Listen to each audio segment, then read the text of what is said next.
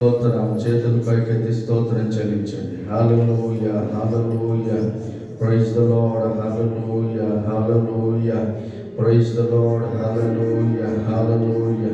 శకర కొందర కమ సుగురు కొందరిరి రబబో రమమమో సకర కొందరిరి రబబబ సుగురు కొందరిరి. పరిశుద్ధ దేవ, పరలోక తండ్రి, అయ్యా ఈ ఉదయకాల వేళలో మీ వాక్యోపదేశం ధ్యానిస్తుగా తోడుగా ఉండండి. మీ సిలువు చాటును మరుగుపరుచుకొని మీ సంగతులు తెలియజేయండి. నోటికి పూరగా ఉండి వాడుకోండి.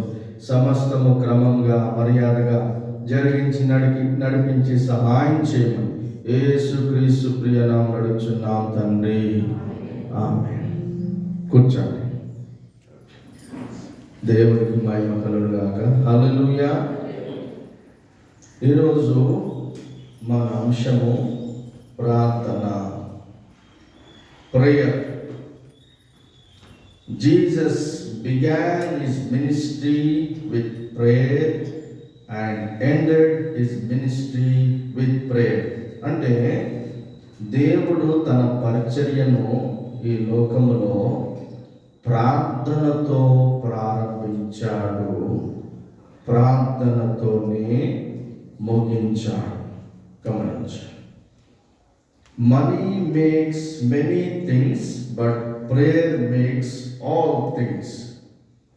ప్రార్థన ద్వారా, డబ్బు ద్వారా చాలా పనులు అవుతాయి, కానీ ప్రార్థన ద్వారా అన్ని పనులు అవుతాయి. Hallelujah. Prayer will move mountains but we need to push it through prayer. అంటే విశ్వాసం ద్వారా faith will move mountains but we need to push it with prayer. అంటే విశ్వాసం ద్వారా పర్వతములు కదలింపబడతాయి, కానీ ఎప్పుడైతే మనము ప్రార్థించినప్పుడే. హల్లెలూయా. గమనించాలి. మరి when you pray then start the power.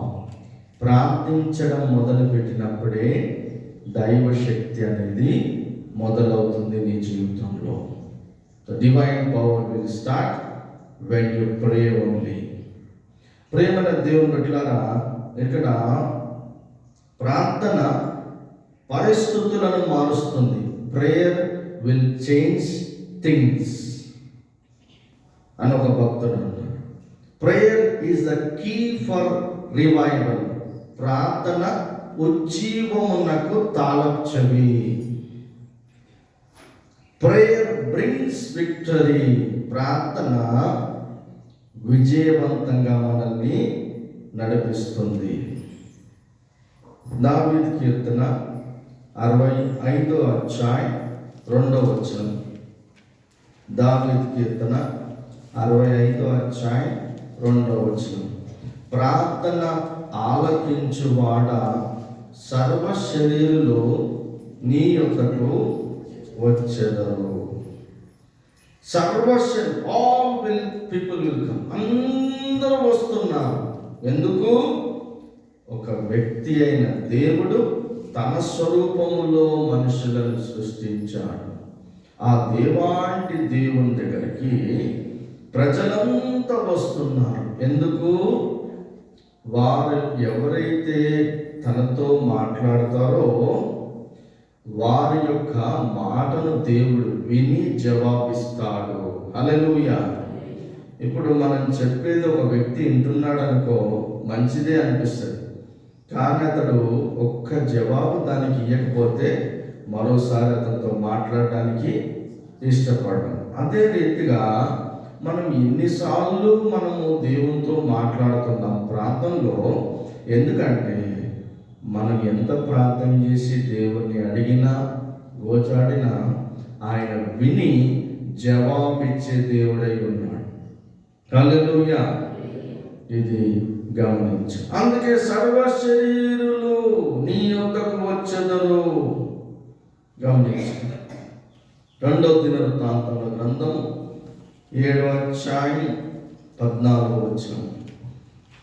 రెండవ దినవృత్తాంతముల గ్రంథం 7వ అధ్యాయం 14 నా పేరు పెట్టబడిన నా జనులు తమ్ము తాము తగ్గించుకొని ప్రార్థన చేసి నన్ను వెతికి తమ చెడు మార్గములను విడిచిన ఎడల ఆకాశం నుండి నేను వారి ప్రార్థనను విని వారి పాపమును క్షమించి వారి దేశమును స్వస్థపరచుదును. ఇక్కడ తమ చెడు మార్గములను విడిచిన ఎడల నేను వారి ప్రార్థనను విని వారి పాపమును క్షమిస్తాను. ఇప్పుడు దేవుణ్ణి నమ్మాను, రక్షింపబడ్డాను, మారు మనసు పొందాను, నీటి బాప్తిసం తీసుకున్నాను, దేవుని ఆత్మ చేత నడిపింపబడుతున్నాను. మన జీవితంలో తప్పులు పాపాలు మనం ఎదుర్కొంటున్నామా? ఎదుర్కొంటున్నాం. నువ్వు అనుకుంటున్నావు, నేను ఇక్కడ నుంచి ఈ తప్పు చేయకూడదు, ఈ పాపములో నేను పడకూడదు, అసలు నేను ఇది చేయకూడదు అనుకుంటున్నావు. కానీ అదే మళ్ళీ తిరిగి చేస్తున్నావు. మరి దేవుడు చూస్తున్నాడు, నువ్వు చేయొద్దనుకుంటున్నావు, మళ్ళీ అదే చేస్తున్నావు. చేయొద్దనుకుంటున్నావు, దాంతో పాటు ఇంకొకటి చేస్తున్నావు. చేయొద్దనుకుంటున్నావు, దాంతో పాటు మిస్టేక్స్ చేస్తూ పోతూనే ఉన్నావు. తప్పులు చేస్తున్నావు, పాపములు పడిపోతూనే ఉన్నావు. దేవుని నమ్మినావు, రక్షింపబడ్డావు, ఆత్మచేత నడిపింపబడుతున్నావు. కానీ పాప విషయంలో, తప్పుల విషయంలో నువ్వు పడిపోతూనే ఉన్నావు. కారణం ఏంటంటే నువ్వు ఉండాలనుకుంటున్నావు, కానీ ఉండలేకపోతున్నావు. కారణం ఏంది? ఈ భూమి మీద ఒక దుష్ట శక్తి సాతానుడు నిన్ను తప్పులో పడేసి నిన్ను పాపములో పడేయడానికి వాడు సిద్ధమవుతున్నాడు. నువ్వు చేయొద్దనుకుంటున్నావు, కానీ వాడు చేయిస్తున్నాడని నువ్వు గ్రహించాలి. పరలోకములో దేవుని సింహాసనం ఉన్నది. సాతానుడు దేవుని గోరు కూడా సరిపోడు, కరెక్టే. కానీ భూమి మీద సాతానుడు ఉన్నాడు, దుష్ట శక్తులు ఉన్నాయి. నువ్వు చేయొద్దనుకున్నా అవి చేయించడానికి సర్వ ప్రయత్నాలు చేసి నిన్ను తప్పులలో పాపంలో పడేస్తాయి. అది నువ్వు గ్రహించాలి. నేను ఇది చేయొద్దనుకున్నా మళ్ళీ ఎందుకు చేస్తున్నట్టే చేయించడం ఉన్నాడు కదా ఈ భూమి మీద. వాణ్ణి నువ్వు గ్రహించాలి, వాణ్ణి నువ్వు ఎదిరించాలి. అందుకే అపవాదికి చోటు ఇవ్వకుడి. మనంతట మనమే చోటిస్తామా? లేదు. మనది ఏదైనా చిన్న పొరపాటు అయితే అవకాశంగా తీసుకొని మనల్ని పాపంలో పడేస్తాడు. అందుకే నా పేరు పెట్టబడిన జనము తమకు తాము తగ్గించు. ఎవరు? ఇశ్రాయేలు ప్రజల గురించి, అన్యుల గురించి కాదు. నా ప్రజలు ఇశ్రాయేలు తప్పులు చేస్తున్నారు, పాపాలు చేస్తున్నారు. ఎందుకు? చేయిస్తున్నది ఎవరు? సాతానుడు, దుష్ట శక్తి. అందుకే తమకు తాము తగ్గించుకొని వారి పాపములు ఒప్పుకుంటే నేను క్షమిస్తాను. అంటే మనం ఎంత నిజాయితీ ఉన్నా కానీ ఇంకో వ్యక్తి మనల్ని పడేయడానికి సిద్ధంగా ఉన్నాడు. మనము వివేచించాలి. అయితే నీవు తప్పులు, ప్రతి పాపమును నువ్వు ఒప్పుకున్నావనుకో, ఏమవుతుందో తెలుసా? 90% దేవుల్లో ఉంటావు, 10% తప్పులు చేస్తావు. నీ తప్పులు ఒప్పుకోకుండా నేను చేయలేదు, నేనంటే దేవుని తెలుసు, నాలో తప్పు లేదు, నా పాపం లేదు అని చెప్పేసి నువ్వు నీ తప్పులు పాపాలు కప్పుకుంటూ పోతా ఉంటే నీ లైఫ్లో 90% పాపాలు తప్పులు చేస్తావు, 10% నిజాయితీ ఉంటావు. అందుకే చేయిస్తున్నారు, ఒప్పుకోండి నా దగ్గర, నేను క్షమిస్తాను. ఎందుకు క్షమిస్తాను? చూడండి బైబిల్ ఏమంటున్నది చూద్దాము. సామెతల గ్రంథం 28వ అధ్యాయం 13వ వచనం. సామెతల గ్రంథం 28వ అధ్యాయం 13వ వచనం. అతిక్రమములను దాచిపెట్టువాడు వర్ధిల్లడు, వాటిని ఒప్పుకొని విడిచిపెట్టువాడు కనికరము పొందును. ఎవరి దగ్గర కనికరము? దేవుడు. ఒప్పుకొని విడిచిపెట్టాలి, ఒప్పుకోవాలి. నేను చేయలేదు. ఆ ప్రామిస్, ఈ ప్రామిస్, దేవుని ప్రామిస్, బైబిల్ ప్రామిస్, అన్ని ప్రామిస్లే. నువ్వు చేశావని ఒప్పుకుంటేనే దేవుడు క్షమిస్తాడు, దేవుడు నీ పాపం క్షమిస్తాడు, దేవుని కనికరం నీ మీద ఉంటుంది. తద్వారా 90% నీవు నిజాయితీగా ఈ లోకంలో న్యాయంగా, సత్యంగా, ధర్మంగా జీవించగలవు. 10% అంటే అది రొటీన్. ఎంత ఖచ్చితంగా ఉన్నా ఎదుటి వ్యక్తి, ఈ ఫోను, ఈ కంప్యూటరు, దుష్ట ప్రజలు ఏదో రకంగా మనల్ని ఇరికిస్తూ ఉంటారు. తప్పులు అది వేరే, అది వదిలేసి నువ్వు ఒప్పుకోకపోతే 90% పాపంలో పడిపోతావు, తప్పుల్లో పడిపోతావు. 10% నిజాయితీ ఉంటుంది. గమనించు. అందుకే ఎందుకు దేవుని దగ్గర ఒప్పుకోవాలి? దేవుని నమ్మాము, పరిశుద్ధులము, రక్షింపబడ్డాం, దేవుని ఆత్మ పొందుకున్నాం. మరి ఎందుకు ఒప్పుకోవాలంటే, ఒప్పుకోకపోతే ఇంకొకడు ఉన్నాడు మన మీద నేరం వేసి మనల్ని సంపూర్ణంగా పాపంలో పడేసి దేవుని నుండి నిన్ను దూరం చేయడానికి. ఎవడవాడు? ప్రకటన గ్రంథం 12వ అధ్యాయం 10వ వచనం. ప్రకటన గ్రంథం 12వ అధ్యాయం 10వ వచనం. మరియు ఒక గొప్ప స్వరము పరలోకమందు ఇలాగు చెప్పుట వింటిని, రాత్రింబగళ్ళు. చూడండి, డే అండ్ నైట్ అన్నమాట. ఎవడు? పద్మలుడు. రాత్రింబగలు మన దేవుని ఎదుట, మన సహోదరుల మీద, సహోదరులు అనొచ్చు, సహోదరులు కూడా అనొచ్చు, మీద నేరము మోపువాడైన అపవాది అని ఉంది. ఆ పడవపడ్డు అది సగం తర్వాత సంగతి. నేరము, ఒక చిన్న తప్పు చేసింది చూడు, వాడిని శిక్షించాలి ఇప్పుడు నువ్వు అని దేవునితో ఫిర్యాదు చేస్తాను, వాదిస్తాను. అగో ఈవిడ తప్పు చేసింది, ఇక ఆమెకు ఒక రోగం తెప్పియాలి, ఆ రోగం మీద నేను తెప్పించుకుంటా, నువ్వు పక్కకు జరుగు అంటాడు దేవునితో. నువ్వు ఒప్పుకున్నావు అనుకో, దేవుడు నా దగ్గర క్షమాపణ కోరింది, అతడు నా దగ్గర క్షమాపణ కోరుకుంటూ సాధారణంగా నీకు అధికారం, ఎందుకంటే పాపాలను క్షమించే బాధ్యత నాకున్నది అని అంటాడు యేసయ్య. నువ్వు ఒప్పుకోలేదు అనుకో, అగో చేసి కూడా ఒప్పుకోవట్లేదు చూడు, కాబట్టి ఇక నాకు అధికారం ఉన్నది, నేను వాళ్ళని ఆట ఆడియడానికి. అప్పుడు అంటది సైతాన్, ఆట ఆడుకుందామా అంటది అన్నమాట. అప్పుడు ఆడిస్తా ఉంటుంది. చాలా వివేచించాలి. అందుకని అతిక్రమములను దాచిపెట్టువాడు వర్ధిల్లడు, వాటిని ఒప్పుకొని విడిచిపెట్టువాడు కనికరము పొందును. అందుకే ప్రతి ఒప్పుకోవాలి, విడిచిపెట్టాలి. ఒకసారి విడిచిపెట్టలేదు, మళ్ళీ ప్రయత్నం చెయ్యాలి. ఎంత ఒప్పుకుంటావో అంత పరిశుద్ధతలోకి వెళ్తావు, అంత అభిషేకం పొందుకుంటావు, అంత దేవునిలో ఎదుగుతావు. నువ్వు ఒప్పుకోలేదనుకో, రాను ఏమైపోతుంది? నీ అభిషేకము, దేవుని దగ్గర నువ్వు పొందుకున్న అభిషేకము, దేవుని సేవకుల దగ్గర పొందుకున్న అభిషేకము తగ్గిపోతుంది. ఎందుకు? నీ అభిషేకము తీయడానికి దుష్టుడు రెడీ ఉన్నాడు, దుష్ట శక్తులు రెడీ ఉన్నాయి. ఎందుకు? నీ తప్పు నువ్వు యేసయ్య ఒప్పుకొని విడిచిపెట్టట్లేదు, నువ్వు కప్పుకుంటున్నావు కాబట్టి వానికి అధికారం ఉన్నది. ఇంగ్లీష్లో he who covers his sin will not prosper. వర్ధిల్లడంట. But whoever confesses and forsakes them will have mercy. ఇంకో version, anyone who hides his sin does not succeed, but anyone who admits his sins and gives them up finds mercy. Proverbs chapter 28 verse 13. Chapter 28 verse 13. Proverbs. గమనించి ఇందాక చదివింది.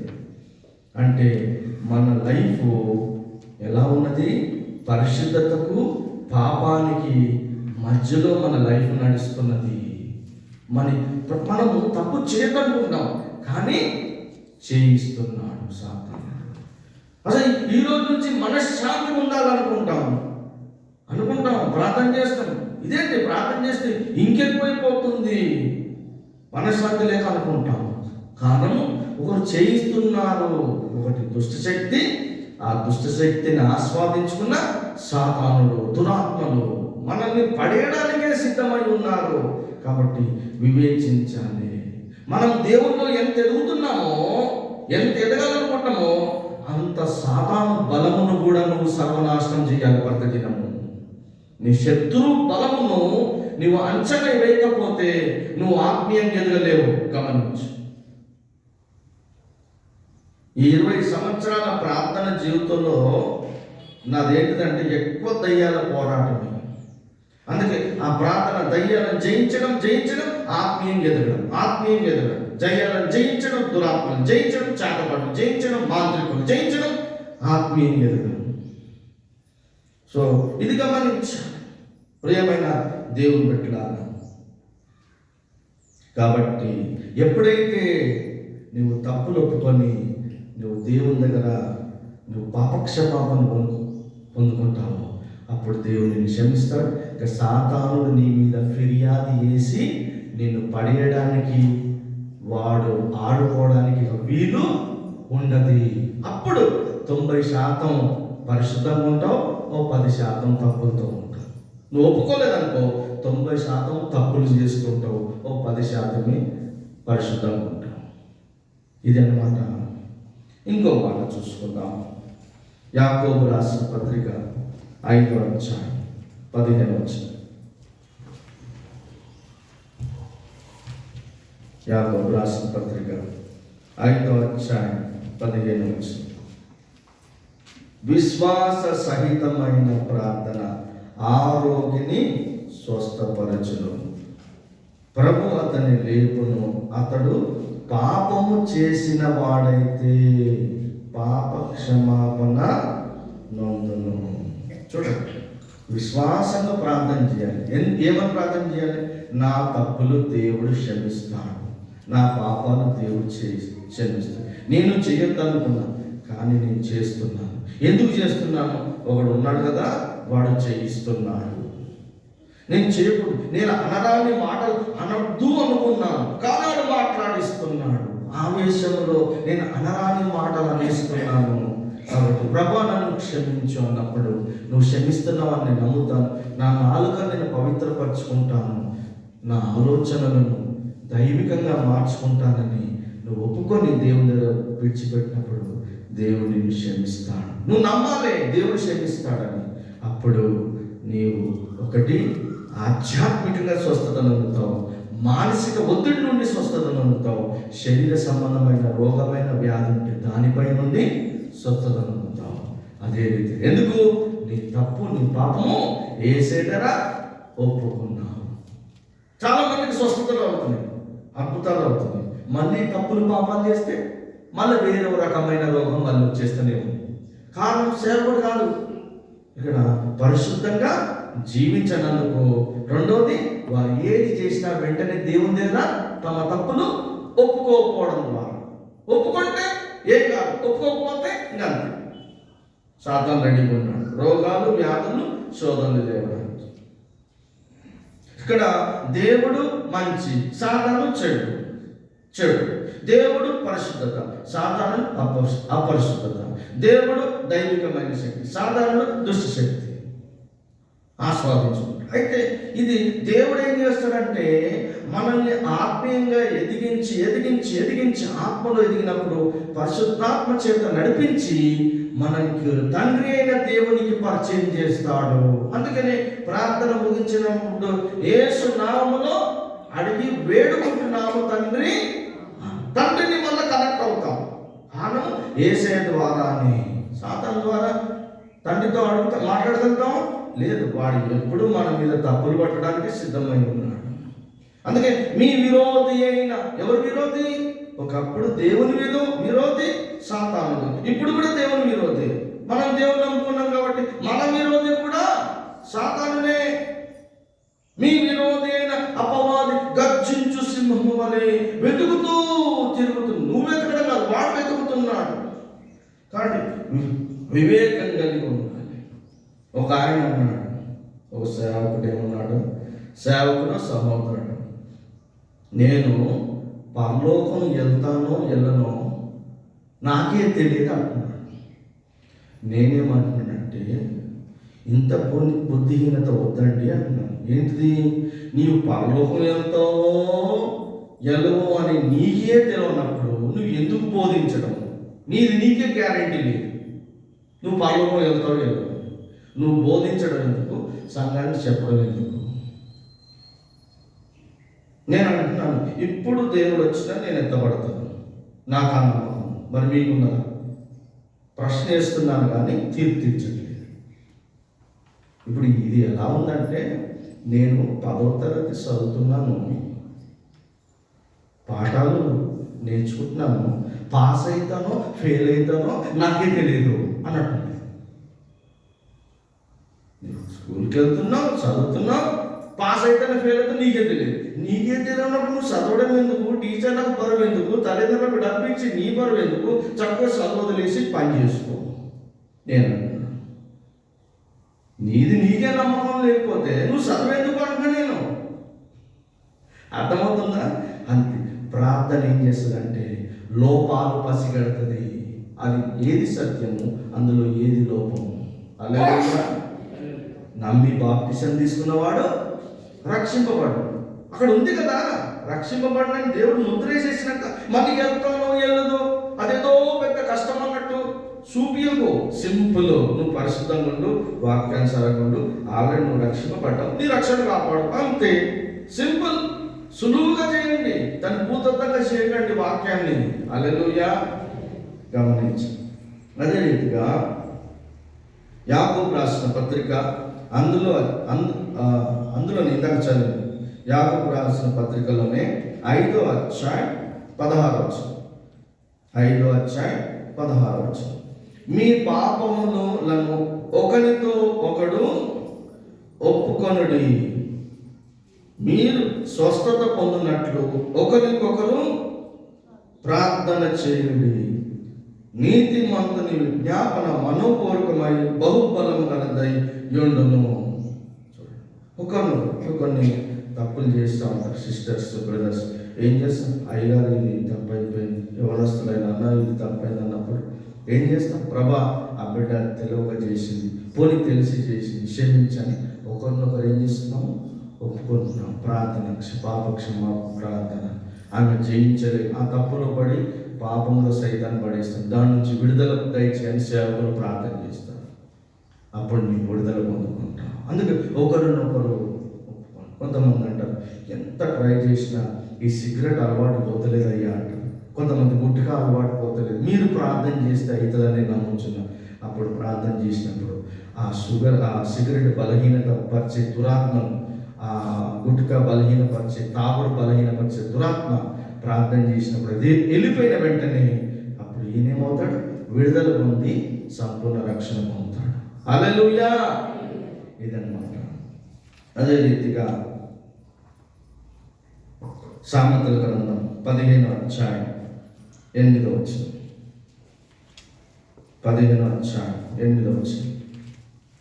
భక్తిహీనులు అర్పించు బలులు యెహోవాకు హేయములు, యథార్థవంతుల ప్రార్థన ఆయనకు ఆనందం. యథార్థవంతులు అంటే హానెస్ట్, అప్రైట్ అంటే ఏంటిది?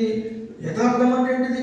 నీ పాస్టర్ గారి దగ్గర నీ తప్పులు ఒప్పుకోకపోయినా, నీ ఇంట్లో ఉన్న వారితో ఒప్పుకోకపోయినా, సమాజంతో ఒప్పుకోకపోయినా, ఒకవేళ యేసయ్య దగ్గర ఒప్పుకో. ఎందుకు? యేసయ్య నువ్వు పాపాలు తప్పులు ఒప్పుకున్న వెంటనే ఏం చేశాడంట? నిన్ను చూసి చిరునవ్వుతో ఆనందిస్తాడు. ఇక దేవుడి మీద సాతాను దాడి చేయడు.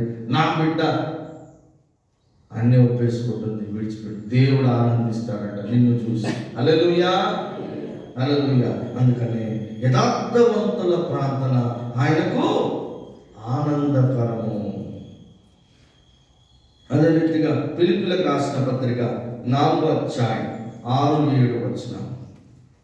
ఫిలిప్పీయులకు రాసిన పత్రిక 4వ అధ్యాయం 6-7 వచనం.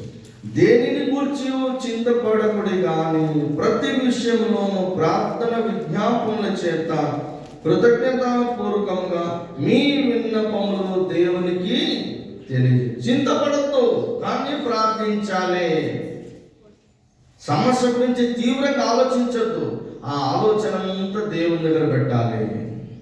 అప్పుడు సమస్త జ్ఞానమును పెంచిన దేవుని సమాధానం యేసుక్రీస్తు వలన మీ హృదయములకును మీ తలంపులకును కావలి ఉండును.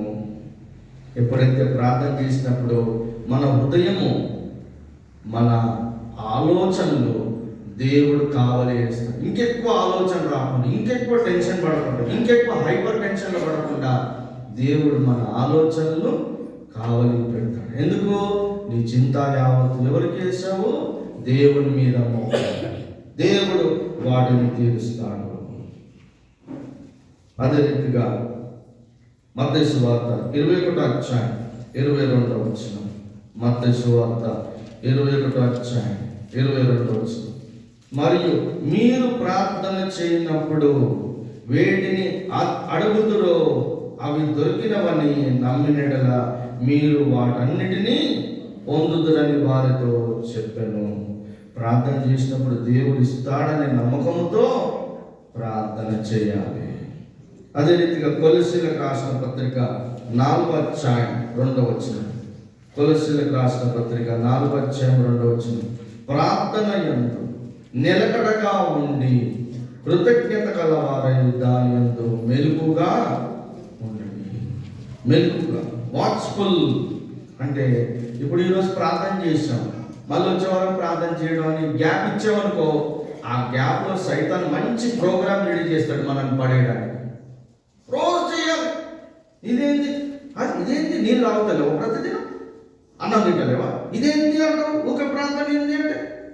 కొంతమంది పిల్లలు యవనస్తులు తల్లిదండ్రులు ఏదమ్మా ఇంత ప్రార్థన, ఊకే ప్రార్థన అంటే. అంతే మరి చేయాలి. కుటుంబం గడవాలి. మీరు బయటికి వెళ్తున్నారు, వస్తున్నారు, జాగ్రత్త చేయాలి. మరి ఏంటండి ఆదివారం ప్రార్థన పోవాలంటే శనివారం 3 గంటల ప్రార్థన ఏంటండి? శనివారం చేయాలి. 3 గంటల ప్రార్థన ఏంటి? 6 గంటలు కూడా చేయాలి. మెలకుగా ఉండండి. ప్రార్థన అంటే ఏంటిది? ఏ టైంలో ఏ ప్రార్థన చేయాలో నీవు మొదట ప్రార్థన మొదలు పెట్టినప్పుడు దేవుడు నేర్పిస్తాడు.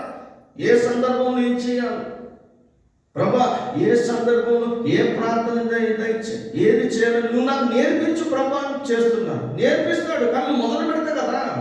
ఇప్పుడు చిన్న పిల్లడు ఉన్నాడు, ఏమవుతాడు? ఆ చిన్న ఆడబిడ్డ మగబిడ్డ నడక నడిచేటప్పుడు ఏమవుతాడు? 2 అడుగులు వేస్తారు, పడిపోతాడు. అంటే ప్రార్థన చేసినప్పుడు సైతాను ఏం చేస్తుంది? అమ్మ దారిలోకి వచ్చేవాని పడేస్తుంది. అలా చెప్పేసి నడక మానేస్తారా? మళ్ళీ లేస్తారు, మళ్ళీ మెల్లమెల్లగా అడుగులు వేస్తూ ఉంటారు, మళ్ళీ పడుతూ ఉంటారు. అలా మొదట కొద్దిగా ప్రార్థన చేసినప్పుడు సైతాను ఊపుతాడు. దారిలోకి వచ్చాం, మనం దేవుళ్ళలోకి వచ్చామని ఒక ఊపుతాడు. చెయ్యాలి. 5 నిమిషాలు చేయాలి, మెల్లగా 10 నిమిషాలు చేయాలి, 20 నిమిషాలు చేయాలి, 50 నిమిషాలు చేయాలి, గంట సేపు చేయాలి, 2 గంటలు చేయాలి, 3 గంటలు.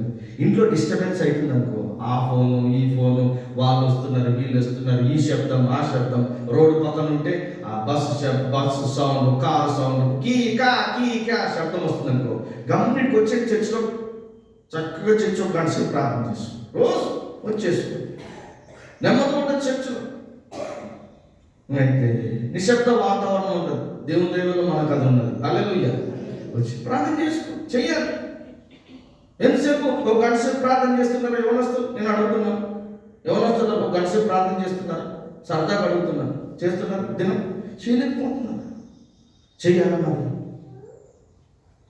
ఇప్పుడు బండి ఉన్నది, దానికి డీజిల్ బండికి డీజిల్ ఉన్నది, పెట్రోల్ బండికి పెట్రోల్ ఉన్నది.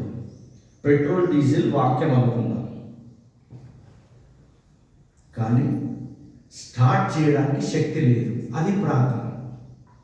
కిక్ కొట్టడానికి లేక స్టార్ట్ చేయాలంటే శక్తి కావాలి. వాక్యాలు అందరికీ తెలుసు.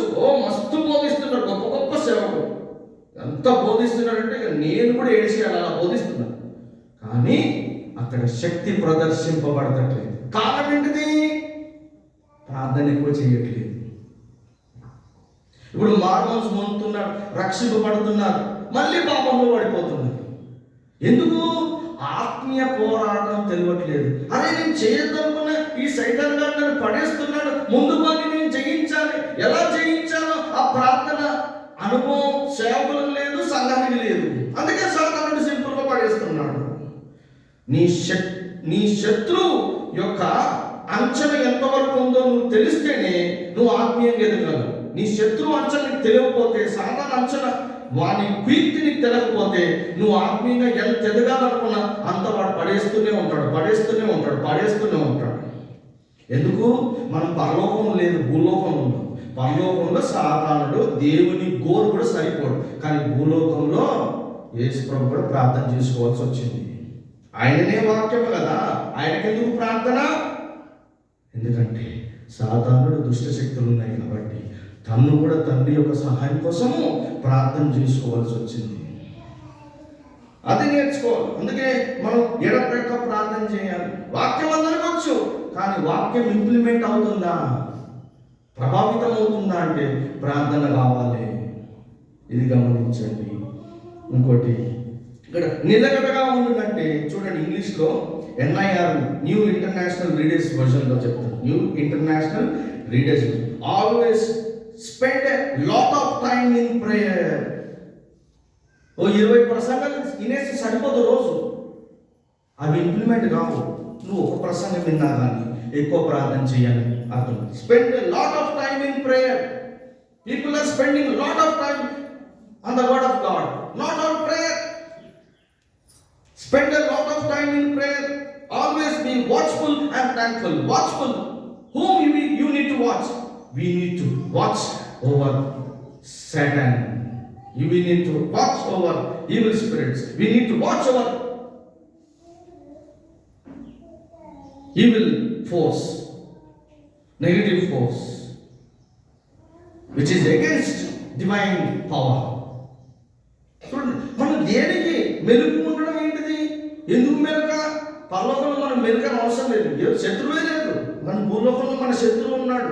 దేవుడు నమ్మామంటే వాడు ఎలా పడేయాలి అని నేను భయపెట్టించట్లేదు, మెలుగు కలిగి జయించడానికి నేను తెలివి నేర్పుతున్నాను. హల్లెలూయా, హల్లెలూయా. ఎందుకంటే నేను ఆత్మీయ తెలివి మంత్రుడు. లౌకికంగా అంత జ్ఞానం నాకు లేకుండా ఆత్మీయ జ్ఞానవంతుడిని, ఆత్మీయ తెలివి మంత్రుడిని. ఏ సైతాన్ ఎట్లా వస్తుందో పసిగట్టేస్తాను. హల్లెలూయా. అందుకే ఎక్కువ spend a lot of time in prayer. Always be watchful and thankful. NKJV new king James version. Continue earnestly in prayer. Continue. Today I pray. Tomorrow I need to pray. Day after tomorrow I need to pray. ఈరోజు ప్రార్థన చేశాను, రేపు ప్రార్థన చేయాలి, ఎల్లుండి ప్రార్థన చెయ్యాలి. అంతే కానీ నీళ్ళు ఎందుకు తాగుతున్నావు, అన్నం ఎందుకు తింటున్నావు? నీ శరీరానికి అది లేకపోతే బ్రతకలేవు. అలాగనే నువ్వు ప్రార్థన చేయకపోతే ఈ లోకంలో వాక్యానుసారంగా జీవించలేవు, పరిశుద్ధంగా జీవించలేవు. చేయాలి, పొరపాటు అయితే ఒప్పుకోవాలి, ముందుకెళ్ళాలి. హల్లెలూయా. చివరిగా లూకా సువార్త 6వ అధ్యాయం 12వ వచనం. లూకా సువార్త 6వ అధ్యాయం 12వ వచనం. ఆ దినములయందు ఆయన ప్రార్థన చేయుటకు కొండకు వెళ్ళి దేవుణ్ణి ప్రార్థించుటయందు రాత్రి గడిపెను. వాక్యం ముగింపులో వచ్చి ఆ దినములయందు యేసయ్య ఆయన ప్రార్థన చేయుటకు కొండకు వెళ్ళి దేవుని యందు ప్రార్థించుటయందు. రాత్రి అంటే రాత్రి గడపనంటే ఏంటిది? రాత్రి 9-10 గంటల నుంచి ఉదయం 4 గంటల వరకు రాత్రి అంతా. యేసు ప్రభు దేవుడు కదా, ఆయనకెందుకు ప్రార్థన అండి? ఆయనకెందుకు? సరదాగా ఉండొచ్చు కదా, చక్కటి ప్రేమ సందేశాలు ఇచ్చుకుంటూ కూర్చోవచ్చు కదా. ఎందుకు ప్రార్థన అంటే సాతానుడు ఉన్నాడు, తనతో యుద్ధం చేస్తున్నాడని. దుష్ట శక్తులు ఉన్నాయి, తనతో యుద్ధం చేస్తున్నాయి. వాటిని గెలవకపోతే నేను వాక్యం ఇయ్యలేను, వాటిని గెలవకపోతే నేను ప్రేమ సందేశాన్ని ఇవ్వలేను. ఈ శిష్యులంతా అక్షరం లేని బడుతాయి, చదువు లేని వీళ్ళకు నేను చదువు నేర్పాలి అని అలకు ఆత్మీయ విద్య కొంత. మార్క్ అంటే డాక్టర్ కాబట్టి ఆయన కొంత విద్య ఉన్నది. లూకా డాక్టర్స్ క్షమించండి. మరి వీళ్ళకి కొంత విద్య ఉన్నది, మత్తి ట్యాక్స్ కలెక్టర్. ఇంకొంతమంది విద్య లేదు, వాళ్ళందరికీ విద్య నేర్పాడు, ప్రార్థన పోరాటం నేర్పాడు. ఈయన పోరాడుతూ వాళ్ళకు పోరాటాలు నేర్పాడు. సో అందుకే రాత్రంతా ప్రార్థన అవసరం వచ్చింది. ఒక రోజు కేటాయిస్తాను, రాత్రంతా ప్రార్థన ఉందన్నాను అనుకో, సిస్టర్స్ ఒకటే మాట అంటారు, మా ఆయన అంటున్నాడండి. ఎందుకంటే కొద్దిగా భయం అయిపోతుంది, మా ఆయన వద్దంటాడు. బ్రదర్స్ ప్రార్థనకు రెగ్యులర్గా ఎందుకు వస్తున్నాడు బ్రదర్ అంటే, సైతాను రానియట్లేదు బ్రదర్ని. ముందు సైతాను సంగతి తెలిస్తే బ్రదర్ చర్చికి వస్తాడు. చూస్తే బ్రదర్ మంచిగా ఉన్నాడు, చక్కగా మాట్లాడతాడు, వెళ్ళిన వెంటనే ఇంటికి వెళ్తే టీ అంటాడు, కాఫీ అంటాడు, మిక్సర్ అంటాడు, స్వీట్ అంటాడు, లడ్డు అంటాడు. చర్చికి రాలని ఆయన అంటే, వస్తున్నానండి, వస్తానండి తప్పకుండా అని రాడు. కారణం బ్రదర్ లోపం కాదు, సైతాను రానియడు అన్నమాట. ముందు పోరాడాలి. ఎలాగైనా మా నాన్నగారి మందిరానికి రావాలి, ఎలాగైనా మా ఆయన మందిరానికి రావాలి, ఎలాగైనా మా ఆవిడ మందిరం పోరాడాలి. వారిని సంగతి తెలిస్తేనే అప్పుడు ఆటోమేటిక్గా వాళ్ళు విడుదల పొందుకొని, అపవాది వేసిన కట్ల నుండి విడుదల పొందుకొని వారి మందిరానికి వస్తారు. లేకుంటే నువ్వు ఎంత తీగ మాట్లాడు, ఎంత మర్యాద రాను. ఎందుకు రానియకుండా అడ్డుపడేది ఎవరు? సాధారణుడు. అందుకే యేసే కూడా రాత్రంతా ప్రార్థన చేయవలసి వచ్చింది కొన్ని సందర్భాలలో. హల్లెలూయా. మరి రాత్రంతా ప్రార్థన చేసే అనుభవం మీకుందా? Online prayer, whole night prayer పెట్టుకున్నాం అనుకో, మీరు వచ్చి ప్రార్థనలో ఉంటారా? నేను ప్రశ్న చేస్తాను. నేను ఉంటాను.